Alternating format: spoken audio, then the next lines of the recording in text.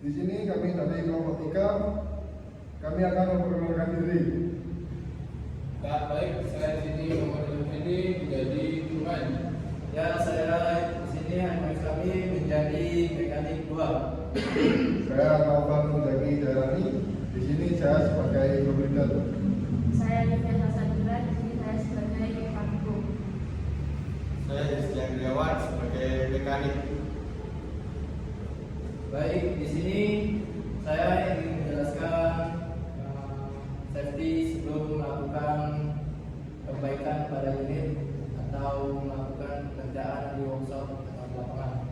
Yang pertama kita harus memperhatikan yang terdapat di samping kita ini yaitu guru feeder yang helmet untuk melindungi kepala dari jangkauan benda tajam yang berada kita di workshop, banyak benda-benda tajam dan benda yang berat.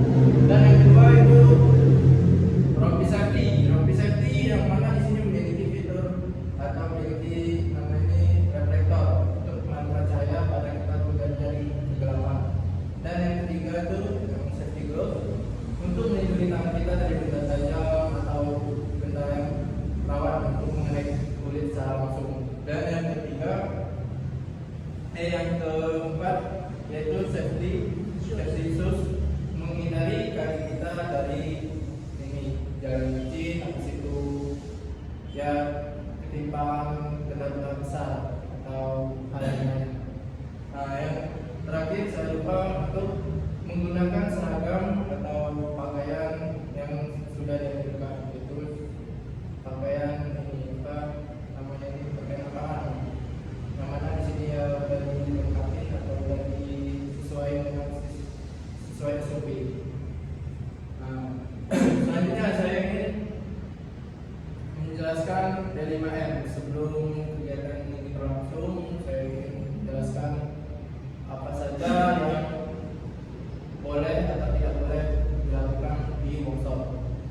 Dan di sini saya selalu mengingatkan pada rekan-rekan mana kita harus melakukan hal-hal tersebut itu harus membuat rincian atau membuat catatan-catatan apa saja yang harus kita lakukan agar nantinya kita melakukan pekerjaan tidak ribet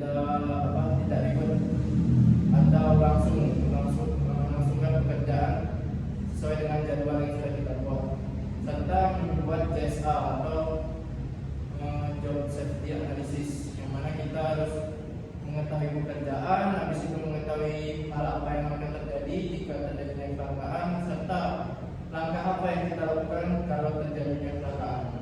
Nah, serta saya ingin menghimbau bagaimana yang namanya di workshop atau di lapangan kita tidak tahu yang namanya cuaca. Cuaca bisa terjadi kapan saja dan di mana saja. Dan di mana kita saat ini kan sedang cuaca hujan. Jadi kita di sini mempersiapkan diri yaitu stamina yang kuat serta menyiapkan jas hujan untuk bekerja pada saat hujan apabila pekerjaan itu harus dilakukan atau keadaan darurat. Dan memakai sepatu yang memang sesuai dengan peruntukannya di jalan yang licin. Sekian itu saja dari saya. Terima kasih.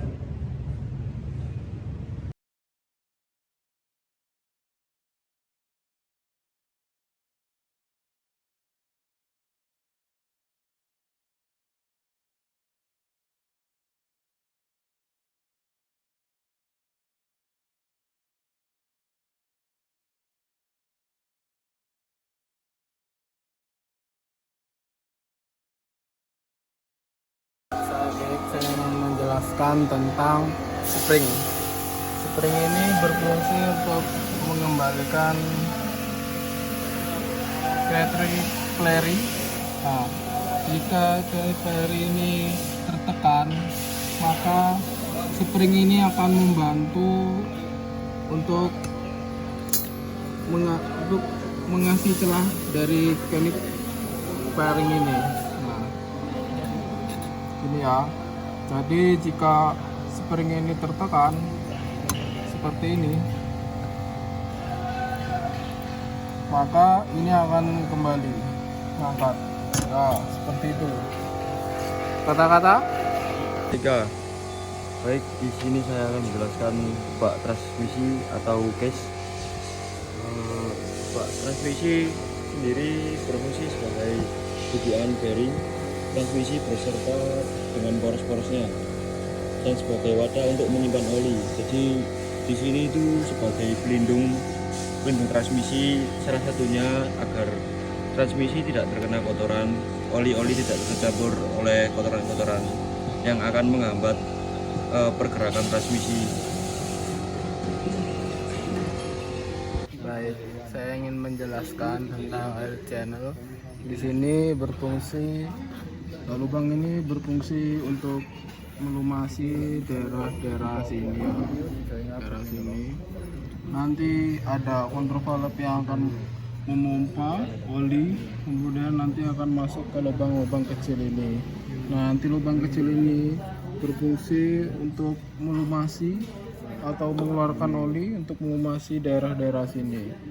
Nah, seperti kayak gini kan ada kir-kir kecil ini harus terlumasi semua. Apa namanya?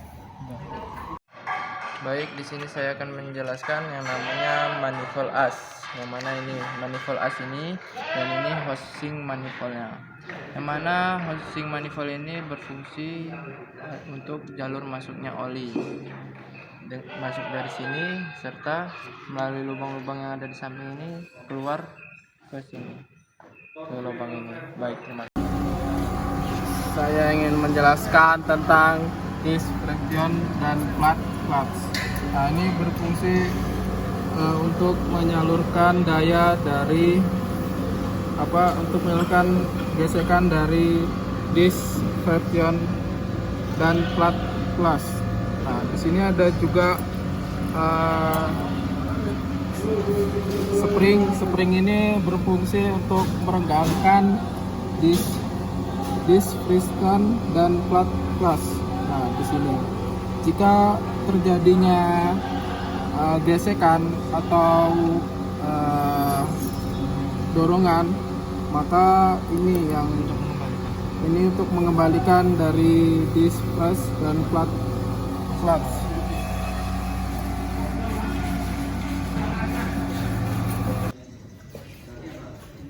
Ya, di sini saya menjelaskan output soft as. Di sini terdapat shaftnya. Fungsi dari soft as sendiri untuk mentransfer torsi yang berasal dari sistem transmisi menuju ke gigi terakhir. Dan soft as sendiri itu berfungsi sebagai dudukan persneling dari mobil, atau kalau dia alat berat bisa alat berat. Itu. Ya, baik, saya ingin menjelaskan tentang piston clutch. Piston clutch ini berfungsi sebagai komponen penerima putaran mesin sehingga dapat diteruskan ke transmisi. Komponen ini menggunakan material seperti baja, sangat kuat. Oke, baik. Di sini saya akan menjelaskan tentang torque converter. Di sini ada 3 bagian ya. Yang pertama ini ada torque converter pump. Nah, ini berfungsi untuk merubah energi mekanik menjadi energi kinetis. Nah, selanjutnya ini ada torque converter turbin. Nah, ini kebalikannya dari yang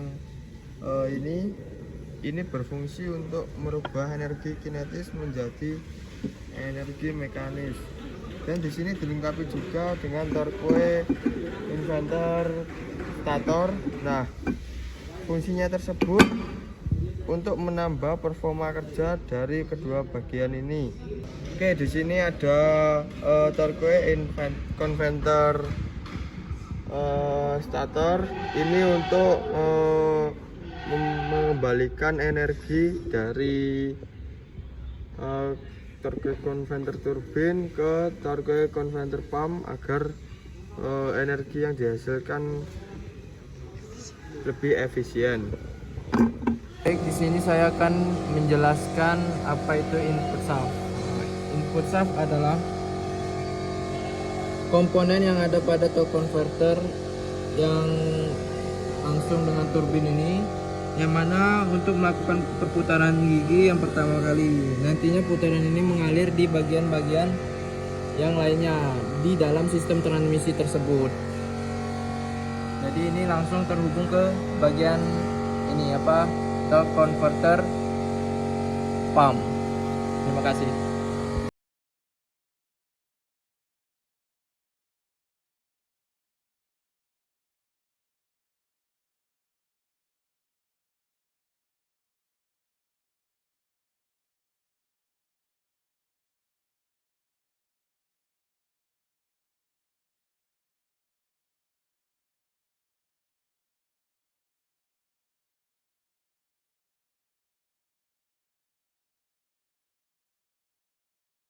Baik, di sini saya akan menjelaskan dari fungsi transmission gear shift lever ini, Pak. Dia berupa tuas kayak gini. Jadi kalau ini ada berapa macam, ada yang tuas kayak gini, ada yang sistemnya dia tuh bundaran atau apa namanya, tinggal muter aja itu.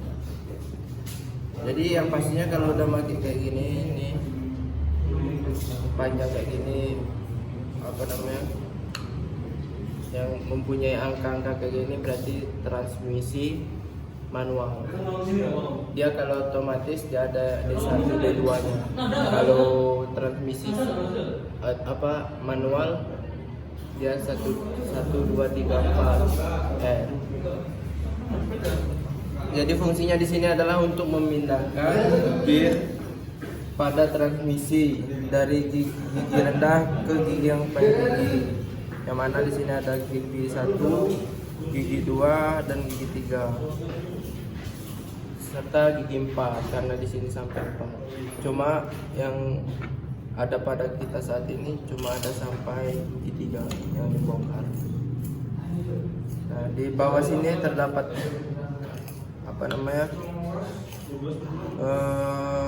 tuas penggesernya, yang mana di tuas penggeser ini ada knop atau lubang, ada lubang dalam itu untuk memindahkan gigi tersebut agar menyesuaikan dengan kondisi yang ada pada di lapangan saat mengendarai unit. Terima kasih.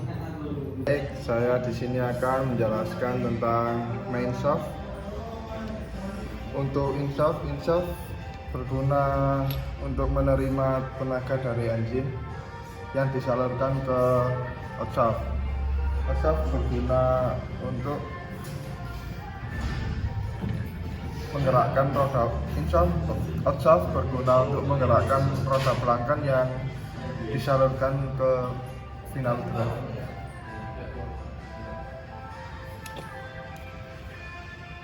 Ya, selamat pagi, saya Yudi Anggriawan. Saya dari kelompok 3 mau menjelaskan tentang sistem transmisi. Nah, di depan kita ini sudah ada sebuah transmisi dan bagian-bagiannya. Yang pertama kita tunjukkan ini slide up. Nah, slide up sendiri berfungsi untuk mengopel atau menggabungkan dari poros shaft in ke shaft out agar dia terhubung. Nah, ini ketika slide up berada di posisi tengah atau netral, kita putar yang poros in ini dia berputar, tapi yang outnya tidak. Nah, seperti ini. Nah, ini kan tidak berputar. Jika kita geser ke kiri sedikit, ini dia akan mengancing atau mengkopel dari poros in ke out. Nah, ini dia bergerak. Di sini ada 2 slide up-nya. Nah, ini juga sama. Yang ini jika begini, yang belakang tidak berputar. Jika kita kopelkan gini, yang belakang juga berputar. Yang outnya, yang out itu yang ke apa? Yang ke clover shaft atau ke final gear belakang. Innya ini yang dari engine, clutch atau kopling. Nah, baru masuk ke transmisi. Oke, sekian penjelasan singkat dari saya. Terima kasih. Di sini saya akan menjelaskan tentang counter shaft ya, yang ini. Counter shaft berguna untuk mengembalikan gear ke posisi semula yang ada di main shaft.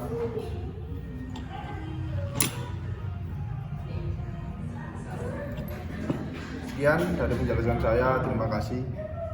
Baik, di sini saya akan menjelaskan sedikit tentang transmisi, tata cara assembling transmisi. Nah, pertama-tama pencopotan ini kita mencopot bearing yang bagian di sini.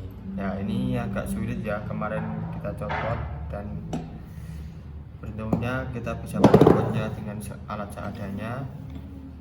Lalu kita pencopotan dari bagian sini. Ini kita copot satu-satu, lalu ini terus dibuka ini baut-baut penguncinya. Ini ada 6 baut kalau nggak salah. Nah, di situ kita getok-getok, di dalam sini ada bearing. Nah, fungsinya bearing itu untuk ini sebagai poros putar dari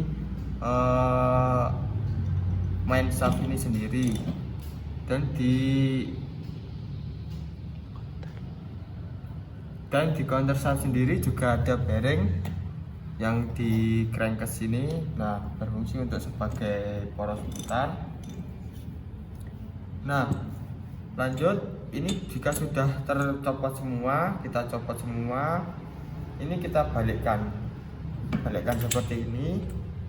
Ya, itu tujuannya untuk mencopot bearing dari main shaft sendiri. Ketika sudah tercopot bearing, kita akan bisa lanjut ke bagian yang sini. Nah, kita bisa mencopot sliding hub dan link hub dari gear yang berada di in shaft. Habis itu ini juga ada sambungannya. Nah, gini, jadi sistemnya ini main di sini.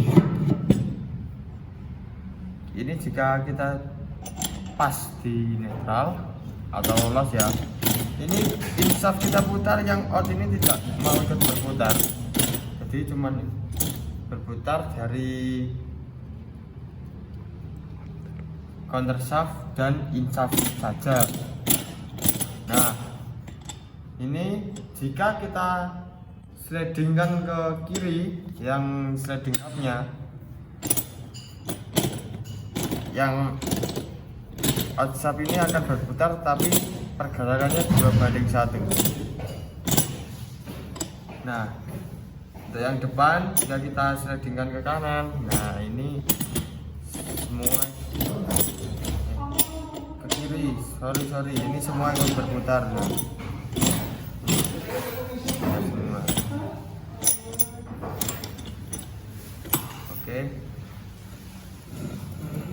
Oke, untuk urutannya kita urutkan pemasangan atau assemblingnya dari yang ini kan kita copot. Dari sini ada sambungan, kita copot. Nah, ini dari link hub, bawahnya ini ada sambungan bearing.